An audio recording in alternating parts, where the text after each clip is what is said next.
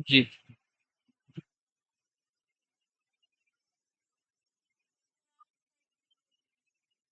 30 है ना, 30।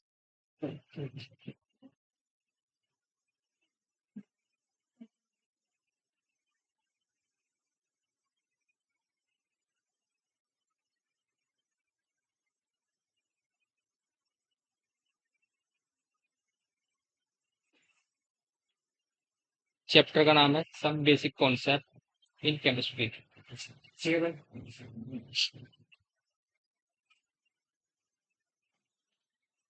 अब बात करें चैप्टर की कि चैप्टर कितना इम्पोर्टेंट है, क्या क्या पैरामीटर है चैप्टर के। वॉइस, अच्छा माइक तो है नहीं यहाँ। ठीक है, ठीक है। तो चैप्टर की बात करें, चैप्टर क्या इम्पोर्टेंट है, नीट में इसका क्या रिजल्ट है और कितने क्वेश्चंस इससे आते हैं।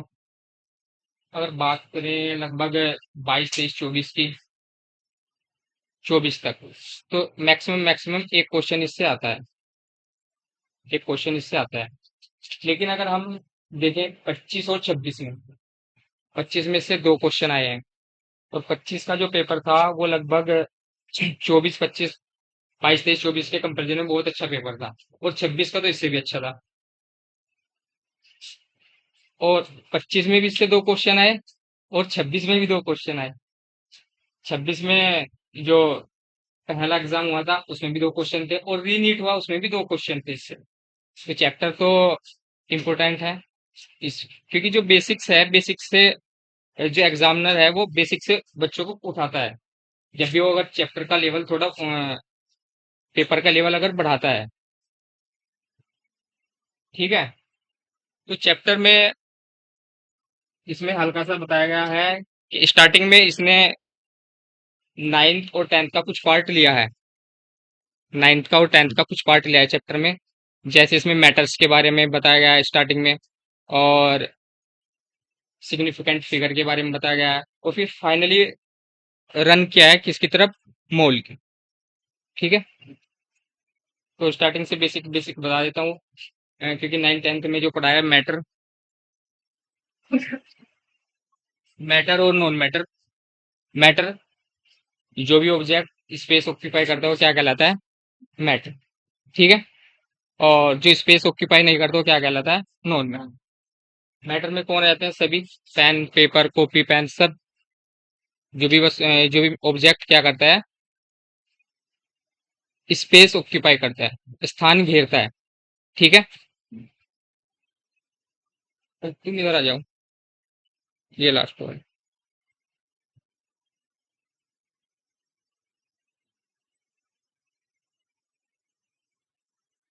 अब इसने मैटर को डिवाइड किया है।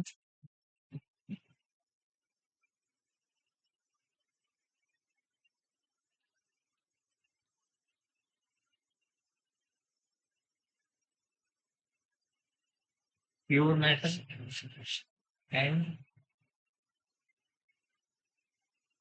मिक्सचर। प्योर मैटर में कौन कौन आते हैं मेरे, एलिमेंट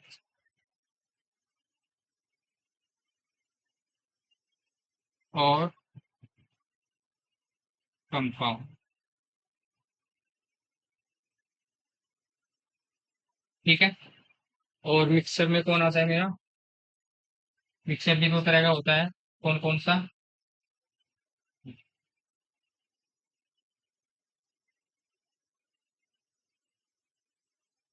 होमोजीनियस और हेट्रोजीनियस।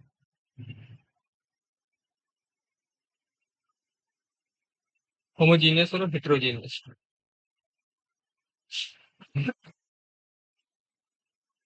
अब ये जो होमोजीनियस मिक्सचर है और हेट्रोजीनियस मिक्सचर है, इसमें इसमें तो इसने हल्की सी डेफिनेशन दी है और उसको यही खत्म कर। ये वाला जो पार्ट है, ये वाला पार्ट, क्योंकि हमें क्या पढ़ना है, एलिमेंट और कंपाउंड। क्योंकि पूरी की पूरी पीरियोडिक टेबल किस पे है, एटम्स। तो कहीं ना कहीं ये वाला पार्ट आगे रन करेगा। और ये वाला पार्ट इसने बताया कि जैसे होमोजीनियस मिक्सचर और हेट्रोजीनियस मिक्सचर के बारे में इसने बताया कि ऐसा केमिकल कंपोजिशन जिसमें सेम कंपोजिशन पाया जाता है। सेम कंपोजिशन मतलब ये मान के चलो एक ऐसा मिक्सचर जिसमें सेम कंपोजिशन पाया जाता है। अगर मैं यहाँ लूं साल्ट प्लस वाटर, और अगर मैं यहाँ लूं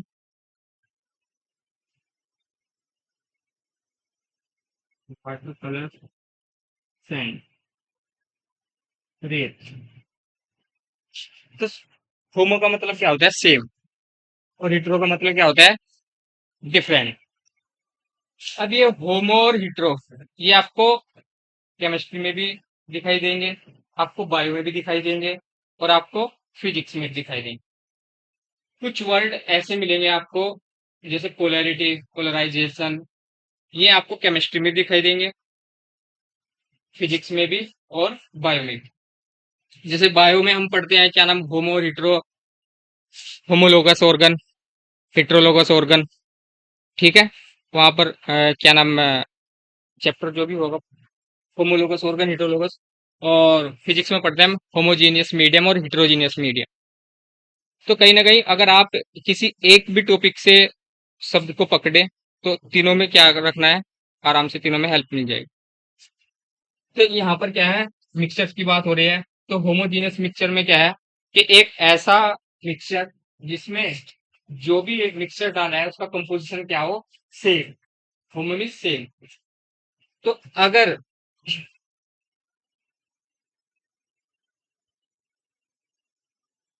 ये वाटर और साल्ट का क्या है, मिक्सचर है, अगर मैं इसका यहां से इतना पार्ट लूं और ये वाला पार्ट लूं, बॉटम से और अपर से, तो यहाँ का भी टेस्ट क्या होगा, सेम होगा। और यहाँ का भी टेस्ट क्या होगा, सेम। यानी कहने की बात है, अगर इतना पार्ट लो तो इतने पार्ट में जितने पार्टिकल ऑफ वाटर हैं, same particle of salt, salt के भी तो नहीं मिलेंगे। यानी मान के चलो अगर मैंने ये वाला यहाँ से निकाला, इसमें 10 मॉलिक्यूल किसके हैं, वाटर के हैं, और 5 मॉलिक्यूल किसके हैं, NaCl के हैं। तो अगर मैं ये वाला ऊपर से पार्ट उठाऊं, तो इसमें मेरे को क्या मिलेंगे, 10 मॉलिक्यूल किसके मिलेंगे, वाटर के मिलेंगे, और 5 मॉलिक्यूल किसके मिलेंगे, NaCl। लेकिन अगर मैं बात करूं हिट्रोजीनियस मिक्सचर की, तो हिट्रोजीनियस मिक्सचर में क्या होगा, सैंड कहाँ बैठ जाएगी, नीचे, और वाटर कहाँ पे रहेगा, ऊपर। अब यहाँ का मैं बॉटम बॉटम का वो लिया, कुछ पार्ट लिया मिक्सचर का, और यहाँ का कुछ पार्ट लिया, तो क्या सेम होगा इसमें, सेम तो नहीं होने का ना। तो इसलिए इसको कहते हैं हिट्रोजीनियस मिक्सचर, उसको कहते हैं होमोजीनियस। हिट्रो और होमो की बात नहीं हुई, यहाँ से ये समझाना था कि हिट्रो क्या होता है और होमो क्या होता है, ठीक है। अब मेरे को चलना है किस पे, एलिमेंट और कंपाउंड के पे।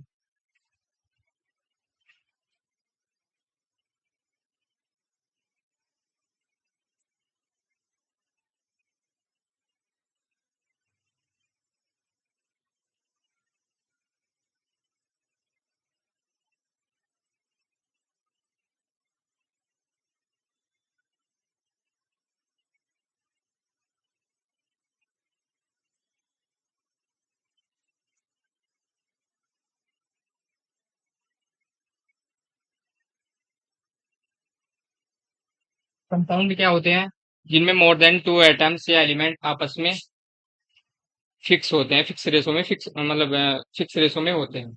जैसे HCl, H2O, NaCl, और भी NH3, और भी CO2, ATC, ये सभी क्या है, कंपाउंड। कंपाउंड में मोर देन 2 एटम्स आपस में क्या होते हैं, किस रेशो में एक दूसरे के साथ पाए जाते हैं, ठीक है। ये वाला पार्ट इसके बाद रन करेगा। पहले हम एलिमेंट के बारे में देखें, क्योंकि कहीं ना कहीं एलिमेंट से ही क्या बनेंगे, कंपाउंड, ठीक है। अब इस पार्ट में हम बढ़ेंगे। एलिमेंट, एलिमेंट की डेफिनेशन होती है having one type of eight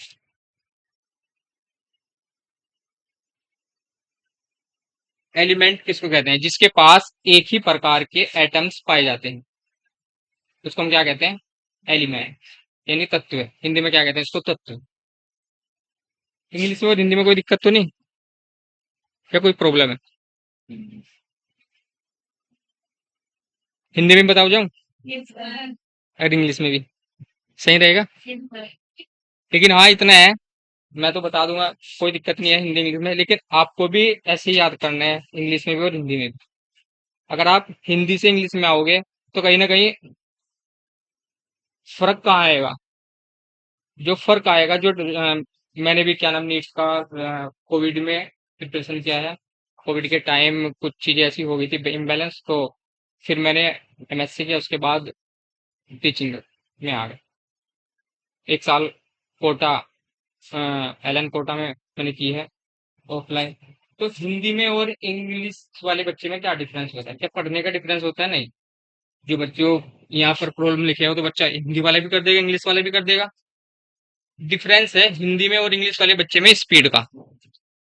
जो इंग्लिश वाला बच्चा है, इंग्लिश में पेपर को सोल्व करेगा, पढ़ेगा, कहीं ना कहीं उसकी स्पीड क्या होगी? ज्यादा होगी हिंदी वाले से। और जो हिंदी वाला है उसकी स्पीड क्या होगी? कम, क्वेश्चन सोल्व करने की। क्योंकि हिंदी में जो टर्मिनोलॉजी है वह बहुत ही अजीबोगरीब है। हिंदी की जो टर्मिनोलॉजी है वे बहुत ही अजीबोगरीब है, समझने में बहुत ज्यादा, आपको याद करने में बहुत ज्यादा दिक्कत आएगी। और वहीं अगर आप उनको इंग्लिश में याद करें तो आपको as it is clear cut दिखाई देंगे। बस फर्क इतना है स्पीड का। और नीट में आपको पता है कि मैक्सिमम किसका खेल है? स्पीड का। अगर सेम पेपर अगर आपने 2 या 3 साल का प्रिपरेशन किया है और सेम पेपर, ये रिकॉर्ड कर रहा है ना, अगर सेम पेपर आपको दे 2 या 3 साल के बाद, तो कहीं ना कहीं आप घर बैठकर उसको इजीली सोल्व कर पाओगे, क्योंकि घर क्या है, टाइम ज्यादा है, स्पीड आपकी बहुत कम लग रही। तो धीरे धीरे अपने आप को थोड़ा सा, मतलब ऐसा तो है नहीं कि एकदम इंग्लिश पे जो भी वर्ड आते रहे उनको इंग्लिश में भी याद करें, हिंदी में भी याद करें। सही है? तो बात किसकी चल रही थी? एलिमेंट्स। एलिमेंट्स किन्हें कहते हैं?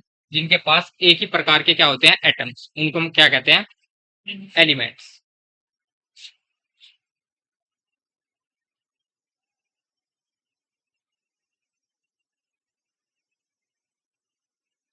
अब भाई बात आ गई एटम्स की।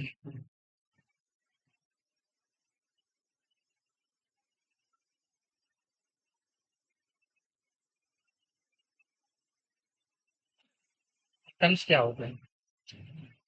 अब जितने भी एलिमेंट्स हैं, जितने भी हम इसमें क्या नाम ये देख रहे हैं, जो भी वस्तु या ऑब्जेक्ट हम देख रहे हैं, ये कहीं ना कहीं किसी न किसी एटम्स के एटम से मिलकर बने हैं। इस अर्थ पे जो भी कुछ है, घास, लकड़ी, जितने भी एनिमल्स, जितने भी क्या नाम मेरे नॉन मैटर, ये क्या नाम, नॉन लिविंग, लिविंग और नॉन लिविंग, दो ही तो चीजें में कन्वर्ट है। एक तो लिविंग है इस पे, इस अर्थ पर, और एक क्या है? Non living. तो जितने भी लिविंग और नॉन लिविंग है, सभी ना सभी किसी ना किसी एटम से मिलकर बने हैं। जितने भी हम एटम्स पढ़ते हैं केमिस्ट्री में, कुछ एटम्स की खोज है, मतलब खोज हो चुकी है, और कुछ अभी कुछ ना कुछ काफी, जैसे जैसे सर्च करते जाएंगे एरिया बढ़ता जाएगा। हम उसमें पढ़ते हैं क्या नाम है, बायो में, कि जैसे जैसे हम एरिया बढ़ाते जाएंगे ऐसे ऐसे स्पीसीज का नंबर क्या होता जाएगा? बढ़ता जाएगा। तो कुछ सर्च है, कुछ ये है। तो कहीं ना कहीं आप कोई भी ले लीजिए, पेन है, प्लास्टिक है, ठीक है, प्लास्टिक कहीं ना कहीं इसमें कार्बन, ऑक्सीजन या नाइट्रोजन कुछ ना कुछ है। तो हर एक वस्तु इस अर्थ पर किसी न किसी एटम से मिलकर बनी हुई है। तो एटम्स के बारे में बहुत ज्यादा सर्च हुआ, और फाइनली एटम्स का एक चैप्टर बना दिया अलग से, एटॉमिक स्ट्रक्चर। ठीक है, एटॉमिक स्ट्रक्चर। तो जो प्रॉपर बात करेंगे एटम्स की तो उसी चैप्टर में करेंगे। यहाँ इससे रिलेटेड जो इस चैप्टर में बेसिक कॉन्सेप्ट में बताया, यहाँ हमसे एटम्स बताएगा।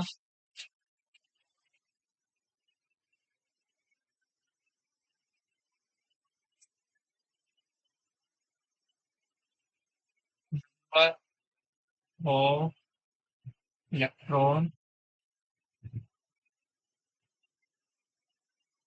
नंबर ऑफ प्रोटॉन,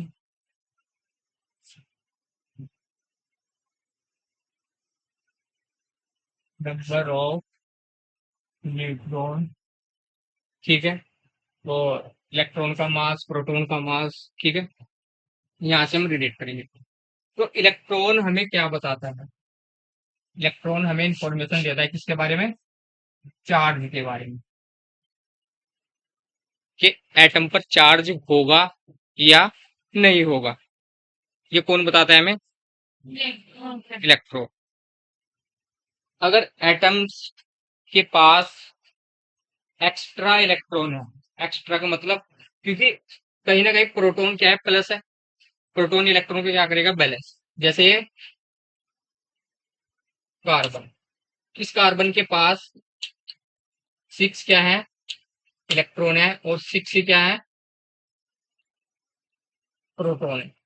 तो अभी चार्ज कितना है इस पे? 0। 6 इलेक्ट्रॉन है, 6 प्रोटॉन है। अगर मैं इसको एक इलेक्ट्रॉन एक्स्ट्रा दे दूं, तो इलेक्ट्रॉन पर कैसे चार्ज है? माइनस, तो इस पर कैसे चार्ज आएगा? कार्बन पर माइनस। तो इलेक्ट्रॉन डिसाइड करेगा कि चार्ज एटम पर कैसा होगा, प्लस होगा या माइनस। अब ये देखो कि प्लस और माइनस चार्ज कैसे आता है। जैसे कार्बन है, कार्बन के पास कितने हैं? 6 इलेक्ट्रॉन है, और 6 ही क्या है? प्रोटॉन। चार्ज कैसे आता है? 6 इलेक्ट्रॉन माने 1 माइनस 2 3 4 5 6, 1 2 3 6, ठीक है। 6 प्रोटॉन, 6 इलेक्ट्रॉन, इसने इसको बैलेंस किया, इसने इसको। अभी चार्ज कितना आ गया? 0। अगर इसने एक इलेक्ट्रॉन को लिया है, तो ये वाला चार्ज कहीं ना कहीं इस पे से होगा, कार्बन माइनस।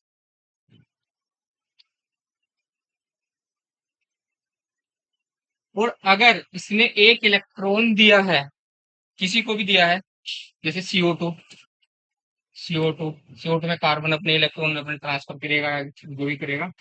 अगर इसने इलेक्ट्रॉन दिया हुआ होता, तो फिर ये क्या होता?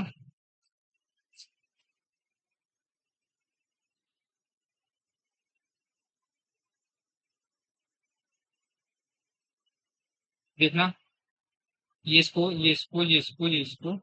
बस ये इसको। अब ये वाला इलेक्ट्रॉन तो इसने दे दिया है अपना किसी और को, ये वाला इलेक्ट्रॉन तो इसने दे दिया है ना। तो यहाँ तो हम लेने की बात कर रहे थे कि इसने इलेक्ट्रॉन लिया है, और यहाँ इसने इलेक्ट्रॉन दिया है। जब ये वाला इलेक्ट्रॉन इसने दिया है,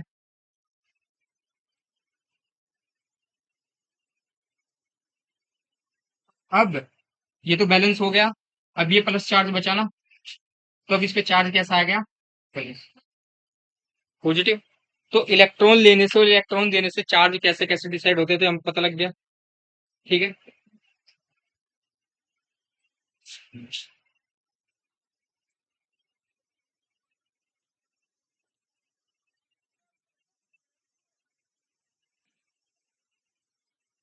अब बात आती है कि नंबर ऑफ इलेक्ट्रॉन कितने हैं, नंबर ऑफ प्रोटॉन कितने हैं किस एटम के पास, और नंबर ऑफ न्यूट्रॉन कितने हैं। ठीक है। ये वाला जो पार्ट है, number of electron, number of proton, number of neutron, ये वाला पार्ट भी कहीं ना कहीं किससे रिलेटेड है? 9th और 10th से। 9th और 10th में तो सीखते हैं हम कि किस एटम्स के पास नंबर ऑफ इलेक्ट्रॉन कितने हैं, नंबर ऑफ प्रोटॉन। तो एलिमेंट्स कहाँ तक क्या होंगे? 30 तक क्या होंगे सबके? 20 या 30 तक तो चाहिए ही चाहिए, जरूरी है। 30 से ऊपर याद होना हो तो काम चल जाता है, लेकिन 30 तक तो चाहिए ही चाहिए, कि हाँ, क्योंकि वो 30 वाले, और 30 में भी 20 वाले, अगर 30 तक याद नहीं हो रहे तो 20 तक, 20 तक याद होने बहुत जरूरी है, क्योंकि उनका हर वक्त यहाँ पर बोर्ड पर काम है। तो जैसे मेरे पास क्या है? कार्बन। ये मैंने बता दिया। इलेक्ट्रॉन, इलेक्ट्रॉन किसको डिसाइड करता है? चार्ज को। और प्रोटॉन किसको डिसाइड करता है? Atomic number.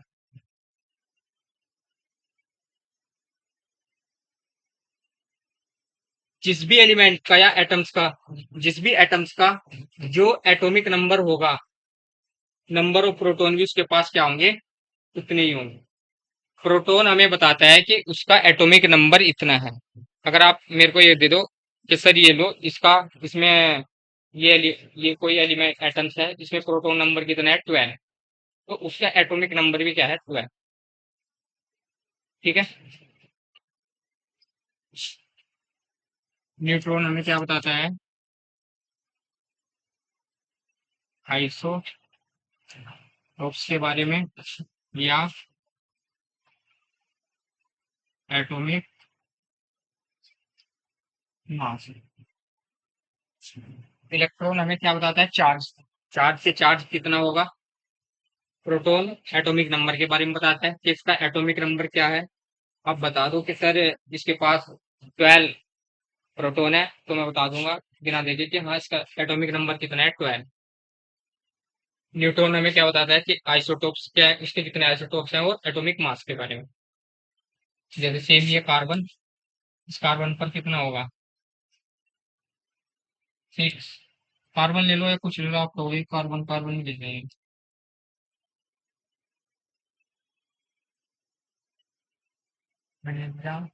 ऑक्सीजन। ऑक्सीजन का एटॉमिक नंबर कितना होता है? ऑक्सीजन का एटॉमिक नंबर 8। इसके पास क्या है? अगर इसका एटॉमिक नंबर 8 है, तो प्रोटॉन इसके पास कितने होंगे? 8। अब चार्ज कुछ नहीं है, तो कहीं ना कहीं ये प्रोटॉन का मतलब पॉजिटिव चार्ज। तो इलेक्ट्रॉन कितने होंगे? इलेक्ट्रॉन भी 8 ही होंगे। चार्ज जीरो है ना, तो चार्ज जीरो का मतलब क्या है कि जितने प्रोटॉन उतने ही इलेक्ट्रॉन होंगे। चार्ज तभी तो जीरो होगा। तो इलेक्ट्रॉन भी कितने होंगे? ये। और न्यूट्रॉन कितने हैं इसके पास? न्यूट्रॉन भी कितने हैं इसके पास? 6। अब प्रोटॉन और न्यूट्रॉन, प्रोटॉन और न्यूट्रॉन, प्रोटॉन प्लस न्यूट्रॉन क्या कहलाता है? एटॉमिक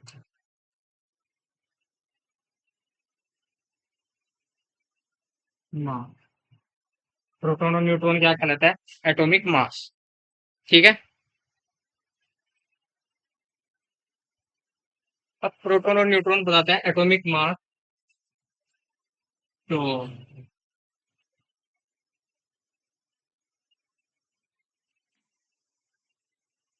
अब मेरे को एक एटम का मास निकालना है।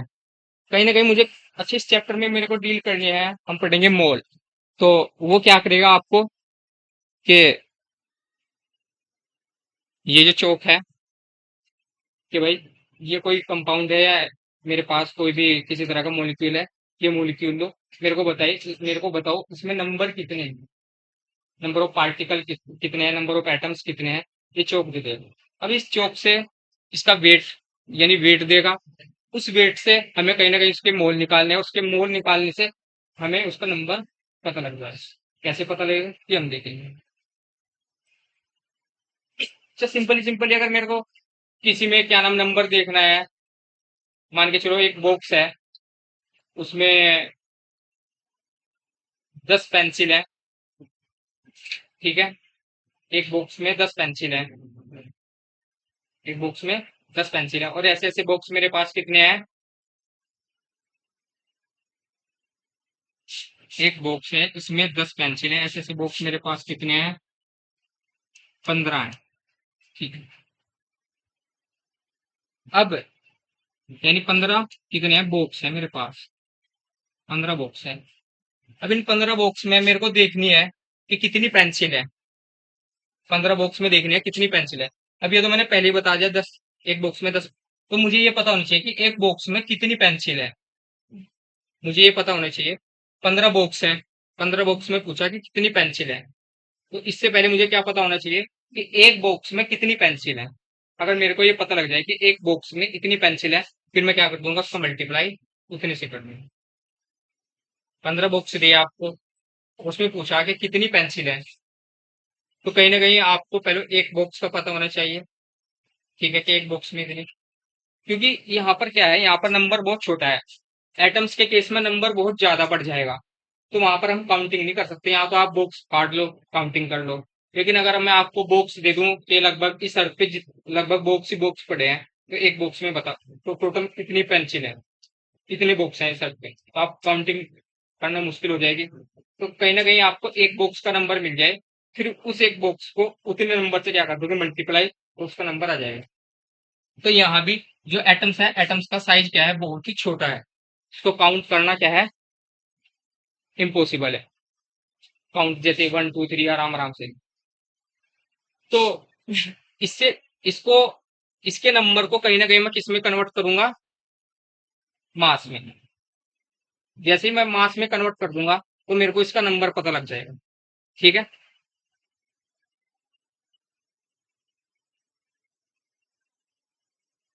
अब मास में कैसे कन्वर्ट करूंगा, एटम्स, एटम्स के पास क्या होता है, न्यूट्रॉन प्लस प्रोटॉन। न्यूट्रॉन और प्रोटॉन क्या बताते हैं, एटॉमिक मास।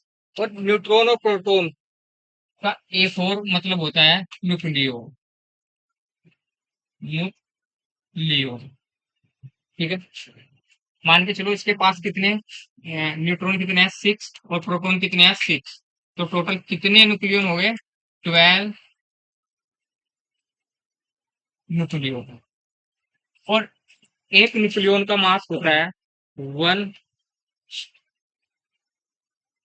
न्यूक्लियन बराबर कितना होता है, 1.66 10 की पावर -27 केजी। ये कहीं ना कहीं पैरामीटर से मैंने निकाला है, ठीक है। जो भी साइंटिस्ट है उसने किसी ना किसी पैरामीटर से निकाला है। एक न्यूक्लियन का मास उसने फाइंड कर लिया, कैसे भी जिद्दोजहद करके, कि एक न्यूक्लियन का मास इतना है। मेरे को नंबर, मैं मास क्यों पढ़ रहा हूँ, मेरे को नंबर इसमें चाहिए, और नंबर को मेरे को किस में कन्वर्ट करना है, मास में। क्योंकि मास को इजीली, ये 1 केजी है, तोल सकता हूँ। नंबर तो काउंट करने में टाइम लगेगा ना, तो मास पहले नंबर को ऐसा नंबर लाना है जो मास में इजीली कन्वर्ट हो जाए। कहने की बात ये है, मेरे को इसमें ऐसा नंबर लाना है जो मास में इजीली क्या हो जाए, कन्वर्ट हो जाए। क्योंकि अगर मैं आपको जैसे आप दुकान पे जाते हो चीनी लेने के लिए, तो अगर आपको चीनी गिन के दे वो, कि मेरे को इतनी इम्पॉसिबल है थोड़ा, बहुत ज्यादा टाइम, तो वो क्या करेगा, आपको एक वेट बना लिया, यानी नंबर को किस में कन्वर्ट कर लिया, वेट में। तो वेट में कन्वर्ट कर लिया तो क्या होगा, इजी, 1 किलो चीनी दे दे, खत्म कहानी। तो सेम प्रॉब्लम यही है, यहाँ भी नंबर की प्रॉब्लम है, नंबर को काउंट नहीं कर सकते हम, ठीक है। जैसे नंबर को काउंट नहीं कर सकते, तो फिर नंबर को मेरे को किस में कन्वर्ट करना है, मास में। कोई ऐसा नंबर लेके आना है कहीं ना कहीं जो मास से ज्यादा रिलेटेड हो, ठीक है। जैसे दर्जन, दर्जन में 12, एक दर्जन में 12 होते हैं ना। अब एक दर्जन में 12 ही क्यों लिए, एक दर्जन में ऐसे भी तो ले सकता था वो 11 या 13 ले सकता था। तो उसने कहीं ना कहीं एक ऐसा नंबर चूज किया है जो इजीली डिवाइड हो जाए। इसको हाफ दर्जन लेना तो 6 आ जाएगा ना। लेकिन अगर मान के चलो एक दर्जन बराबर कितना होता, 11 होता, तो फिर हाफ लेता तो 5.5 बैठते, तो 5.5 5.5 के लिए दे दे भाई। तो कहीं ना कहीं क्या हो गया, काम खराब हो गया। तो एक ऐसा नंबर चूज करना है जो इजीली क्या हो जाए, डिवाइड। अब यहां से निकलेगा क्या, एवोगैड्रो नंबर। यहीं से फाइंड हुआ क्या, Avogadro number.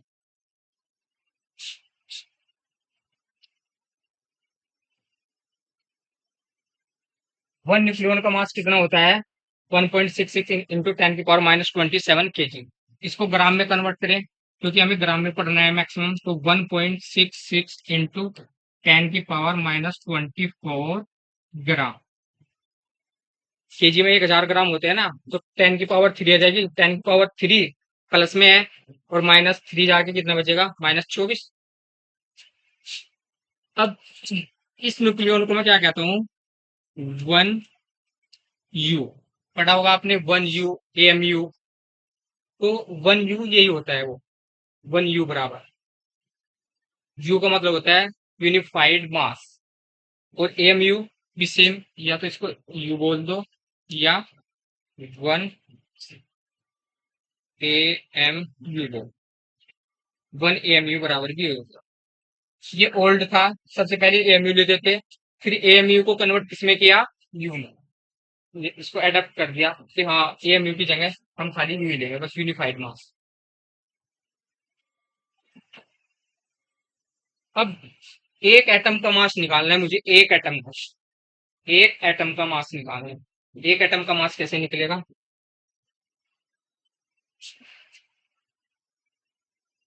Mass of one,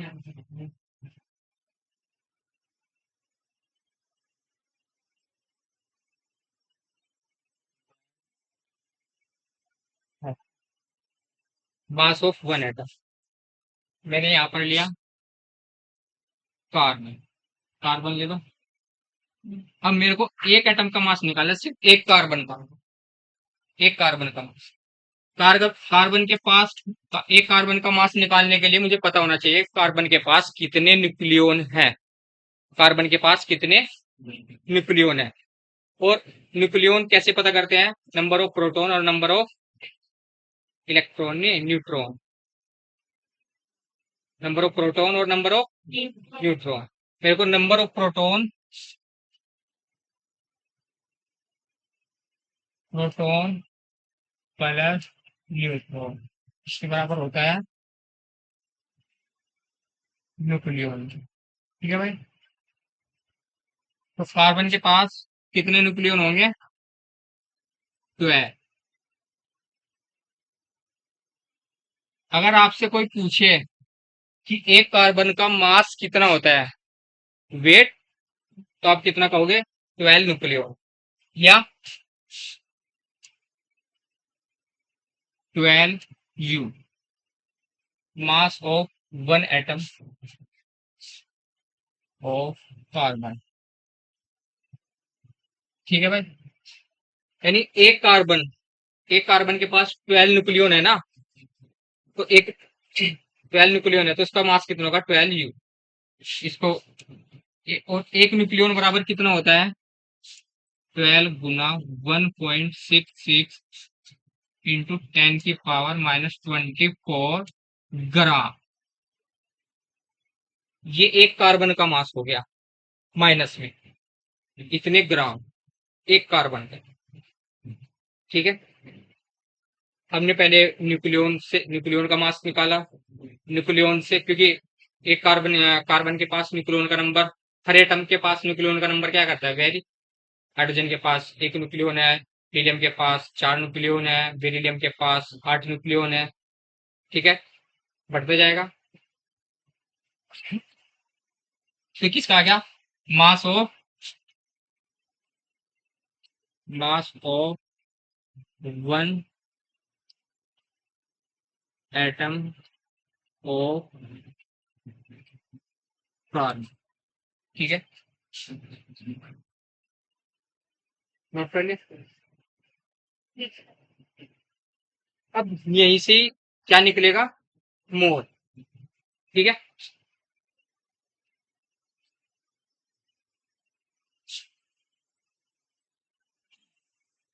मोल निकालने के लिए साइंटिस्ट, जो भी हमारे पास साइंटिस्ट थे उन्होंने क्या किया, एक ऐसा एलिमेंट यूज किया जो कहीं ना कहीं सभी को बैलेंस करता है, जिसका खुद का एक बैलेंस हो। अब कार्बन क्यों चूज किया, क्योंकि कार्बन, अगर हमें मास नंबर देखना है तो नंबर, क्योंकि जो एलिमेंट्स हैं वो गैसेस फॉर्म में पाए जाते हैं, सॉलिड फॉर्म में भी और लिक्विड फॉर्म में भी। ठीक है, तो अगर आप सॉलिड की बात करोगी तो सॉलिड में तो नंबर बहुत ज्यादा होगा, बहुत ही कम स्पेस में। सॉलिड में तो नंबर ज्यादा होगा ना, क्योंकि मॉलिक्यूल आपस में अट्रैक्शन फोर्स द्वारा आपस में बंधे होते हैं। लेकिन अगर आप गैस की बात करोगे तो गैस में तो उनके बीच में अट्रैक्शन फोर्स क्या है, कम है।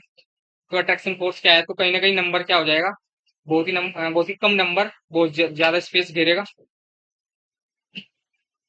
तो उसने कार्बन को लिया। कार्बन को क्यों लिया, क्योंकि कार्बन रूम टेम्परेचर पर क्या पाई जाती है? सॉलिड फॉर्म में। रूम टेम्परेचर पर किसमें पाई जाती है?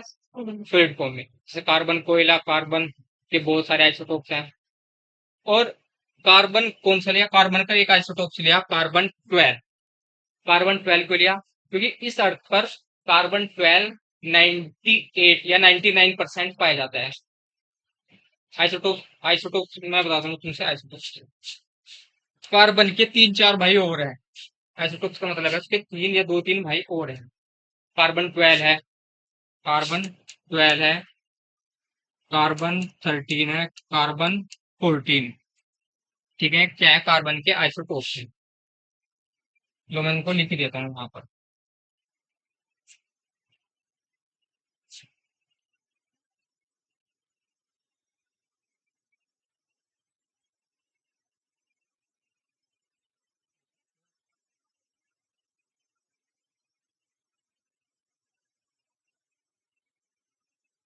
कार्बन 12,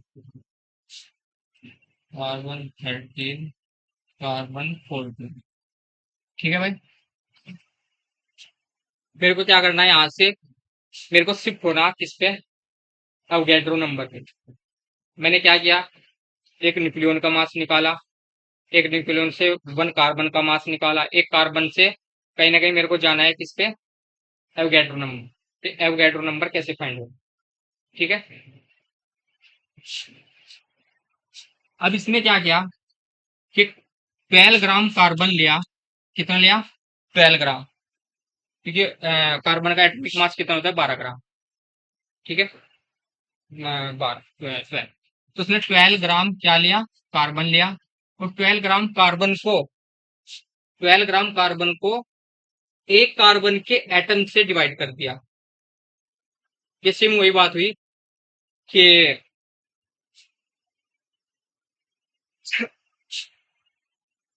मेरे पास, बिल्कुल आराम से समझिए, देखो। 1 2 3 4 5 6 7 8 9 10 20। ठीक है, अब इनका वेट है कितना? इनका वेट है 1 kg। इनका वेट है कितना? 1 kg। मेरे को पता है कि एक बोल का, ये एक बोल है, इसका वेट है कितना? 2।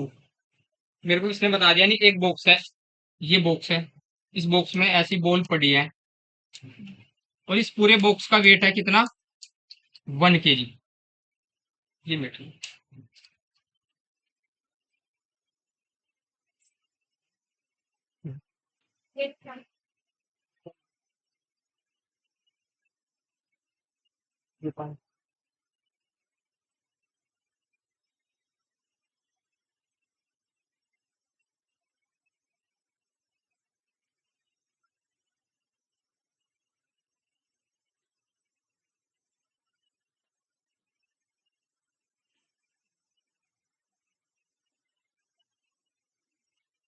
देखना, मेरे पास एक बॉक्स है, इसका वेट कितना है? 1 kg।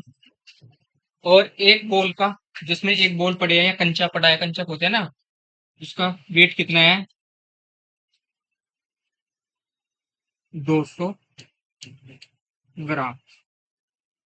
तो मेरे को बताना है कि इसमें कितने कंचे हैं, यानी नंबर। नंबर तो पूछ रहा है, इसमें कितने कंचे हैं। नंबर फाइंड करने का तरीका क्या है?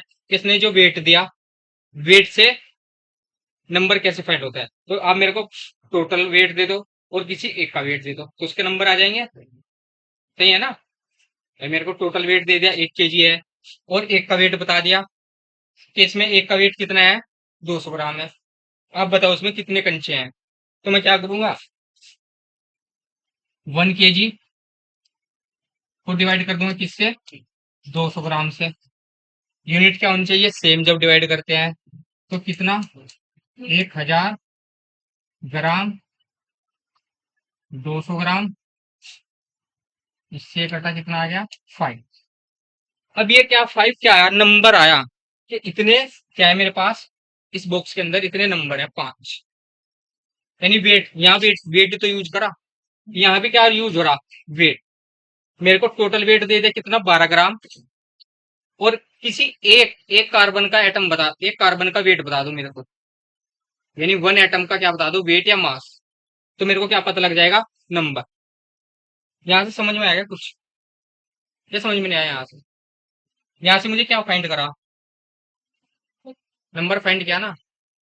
नंबर कैसे कैसे फाइंड किया, कि टोटल बता दिया और किसी एक का बता दो। एक का यहाँ रखा, इससे ये नंबर फाइंड हो गया। इसको मिटा, अब आ जाओ इसको।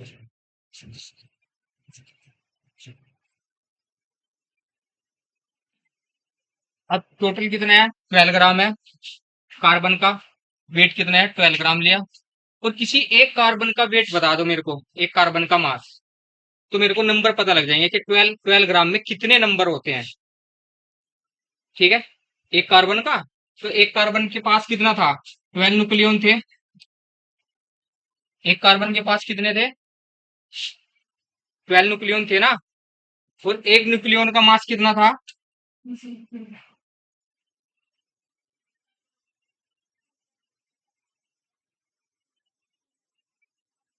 1.66 क्या।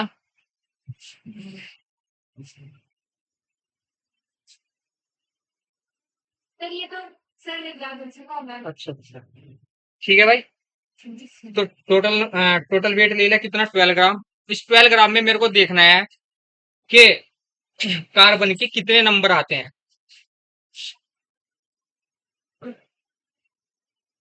ठीक है, 12 से 12 गया, ग्राम से ग्राम गया। और इसको जब मैं ऊपर ले जाऊंगा तो यहाँ बचेगा 6.02 × 10⁻23। ये नंबर आ गए, इसको क्या कहते हैं, मोल। यहाँ इससे क्या पता चला मेरे को, मोल, कि मोल, मोल का जो नंबर है वो कैसे फाइंड। ठीक है, सही है। इससे आगे कर दो।